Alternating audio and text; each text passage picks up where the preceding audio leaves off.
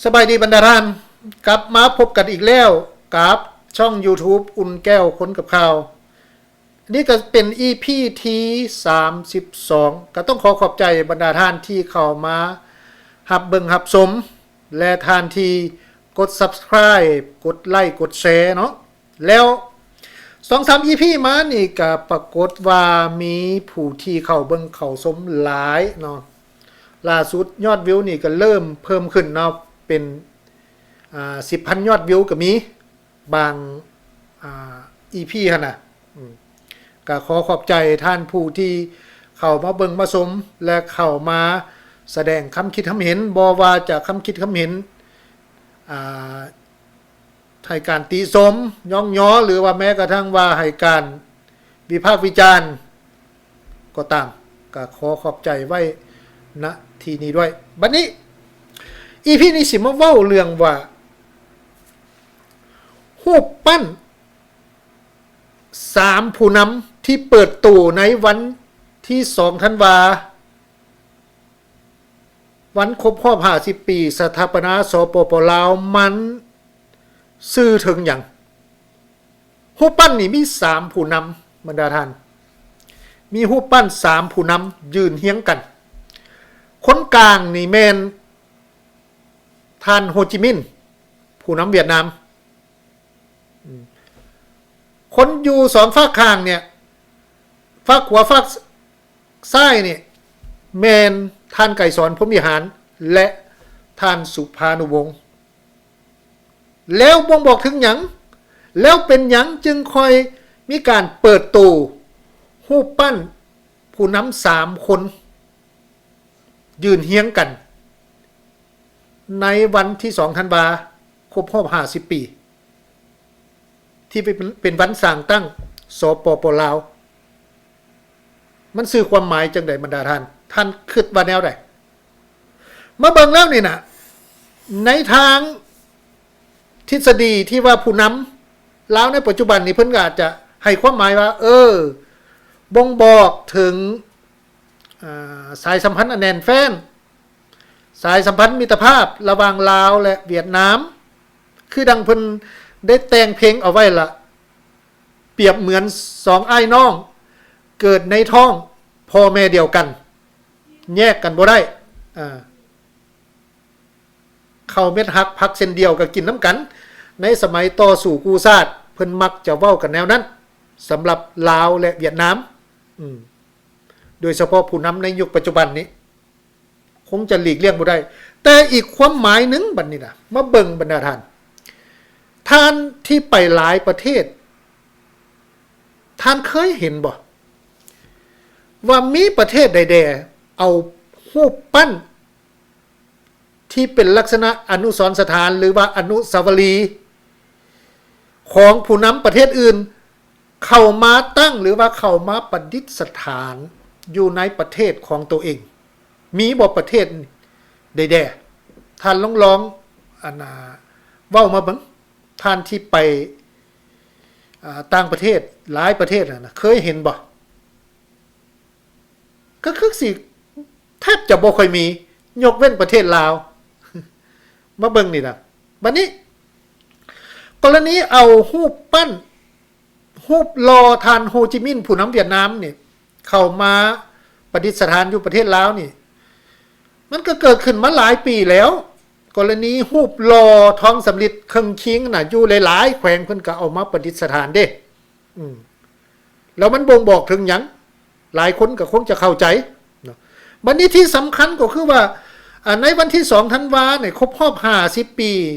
ที่ว่าเพิ่นมีการเฉลิมฉลองก็มีการเปิดตู้รูปภาพตัวนี้ที่ว่าใหญ่เห็นบ่อันนี้มันแห่งบ่งบอกถึง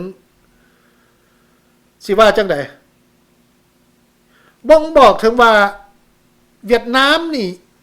ยิ่งมีอิทธิพลและยังมีอิทธิพลต่อลาว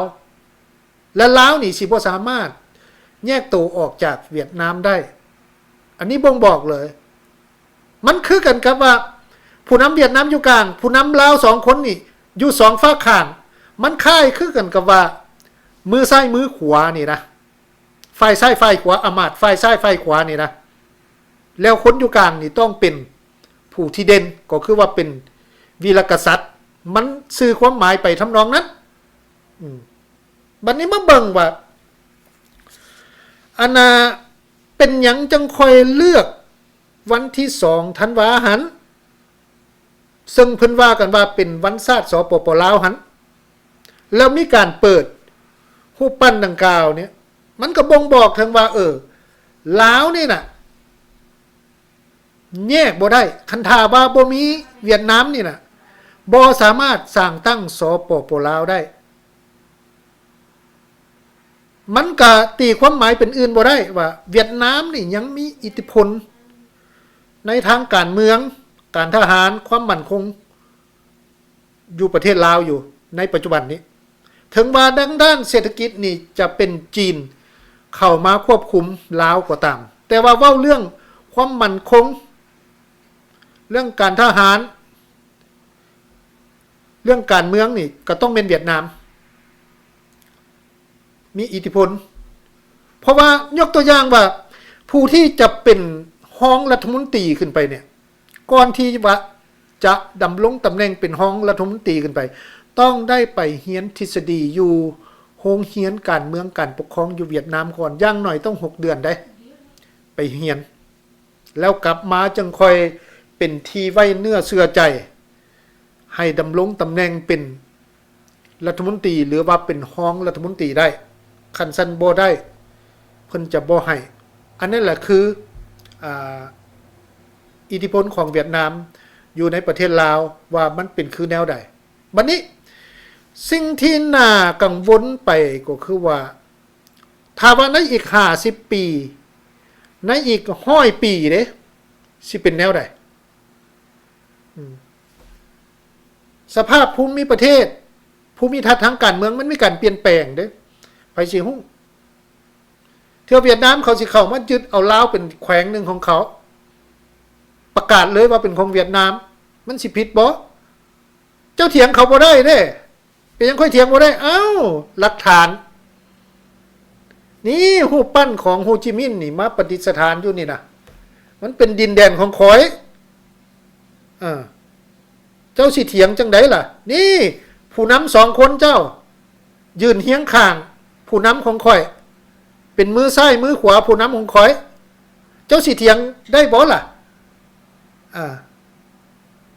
ยกตัวอย่างขอแหวกแนวน้อยหนึ่งกรณีขอผิดพลาดระหว่างไทยกับกัมพูชีเห็นบ่ท่านสังเกตเห็นบ่อันนี้แหละฝ่ายใดกับบ่ยอมฝ่ายใดอันนี้แหละบัดนี้กลับเข้ามาลาวกับเวียดนามก็แน่นอนล่ะลาวก็ต้องยอมอยู่แล้วคัดยังบ่ได้ดอกก็คือดังที่ฮู้กันล่ะมันสิว่าจังไดมันก็เว้าเป็นอื่นบ่ได้หั่นน่ะก็นอกจากว่าเฮาก็เป็นก็บ่เป็นเฮาดอกก็ถือว่าผู้นำลาวนี่มันก็เป็นอยู่ภายใต้อิทธิพลของเวียดนามอย่างบ่ต้องสงสัยบัดนี้คันสิมาเว้าเรื่องว่าคำว่าวันชาติเนี่ยมันก็แห่งสิเว้าเรื่องมันก็แห่งยาวไปก็แห่งดราม่าไปหลายเนาะบางคนก็สิว่าต้องนับแต่ปี1975เป็นต้นมาเขาเจ้าก็ว่าเอามันบ่แม่นวันชาติอันนั้นมันวันสร้างตั้งสปปลาวต้องเอาหวนขึ้นไปพุ่นปีปี1953-54พุ่นที่ว่าฝรั่งให้เอกราชแก่ลาวบางคนก็สิเบิ่งไกลไปกว่านั้นโอ้ยสมัยเจ้าฟ้างุมหาราชพุ่นแล้วในปี1316-1393พุ่นแล้วช่วงนั้นพุ่นแล้วเพราะว่าเจ้าฟ้างุมหาราชนี่น่ะเป็นผู้ทอนโฮมแผ่นดินลาวก็ต้องเอาแต่สมัยนั้นเป็นต้นมาพุ่นแล้วคือมันจะบ่สามารถสิ้นสุดได้นะคันหาว่าเว้าเรื่องตัวนี้มาหั่นนะแต่ว่าเอาเป็นว่าอันนั้นมันบ่เป็นประเด็นที่จะนำเสนอตอนนี้นะก็คือว่ามันสื่อถึงอย่างกรณีรูปปั้น